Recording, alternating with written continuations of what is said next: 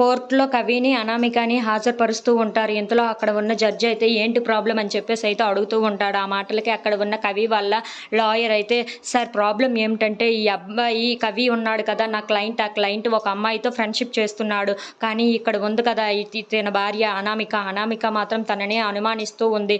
అందుకే ఈ ప్రాబ్లం వచ్చింది అని చెప్పేసి అయితే అంటూ ఉంటాడు. ఆ మాటలకి అక్కడ ఉన్న జడ్జి అయితే అదేంటి ఫ్రెండ్షిప్ అని చెప్పేసి అయితే అంటూ ఉంటాడు. ఆ మాటలకి అక్కడ ఉన్న లాయర్ అయితే అవును సార్ వాళ్ళిద్దరి స్వచ్ఛమైన ఫ్రెండ్షిప్, కానీ ఈ అనామిక వాళ్ళని అనుమానించి ఇక్కడ దాకా తీసుకొని వచ్చిందని చెప్పేసి అయితే అంటూ ఉంటారు. ఆ మాటలు వినగానే అక్కడ ఉన్న జడ్జి అయితే 10 సార్లు ఫ్రెండ్షిప్ అని మీరు చెప్పకండి, తనకి తెలియకుండా అలాగ అనుమానిస్తుందా ఏంటా అని చెప్పేసి అయితే అంటూ ఉంటారు. ఆ మాటలకి అక్కడ ఉన్న కవి అయితే అవును సార్ మా ఇద్దరిది ఫ్రెండ్షిప్ మాత్రమే అని చెప్పేసి అయితే అంటూ ఉంటాడు. ఆ మాటలకి అక్కడ ఉన్న జడ్జి అయితే అవునా మీ ఇద్దరు అలాగే ఉండవచ్చు, కానీ బయట ఉన్న వాళ్ళకి వేరేలా ఉంటుంది కదా అని చెప్పేసి అయితే అంటూ ఉంటారు. ఆ మాటలు వినగానే అక్కడ ఉన్న కావ్య అయితే ఒక్కసారిగా షాక్ అయిపోతూ ఉంటుంది. ఇంతకీ ఆ అప్పు ఎక్కడ ఉంది అని చెప్పేసి అయితే అడుగుతూ ఉంటారు. ఆ మాటలకి అక్కడ ఉన్న లాయర్ అయితే ఇక్కడ లేదు సార్ వాళ్ళ ఇంట్లో ఉంది అని చెప్పేసి అయితే అంటూ ఉంటారు. ఆ మాటలు వినగానే అక్కడ ఉన్న జడ్జి అయితే అదేంటి ఆ అమ్మాయిని ఇక్కడికి తీసుకొని రావాలి కదా మీరేం చేస్తున్నారు అని చెప్పేసి అయితే వాళ్ళందరినీ తిడుతూ ఉంటాడు.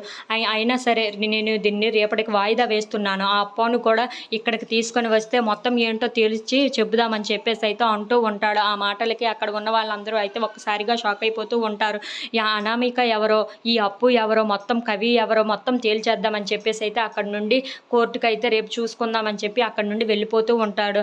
ఇంతలో అక్కడ ఉన్న రాజు వాళ్ళు అందరూ అయితే ఒక్కసారిగా షాక్ అయిపోతూ ఉంటారు. ఏంటి జడ్జిమెంట్ ఎలా వచ్చిందని చెప్పేసి అయితే అనుకుంటూ ఉంటారు. If you like this video please like, share and subscribe friends.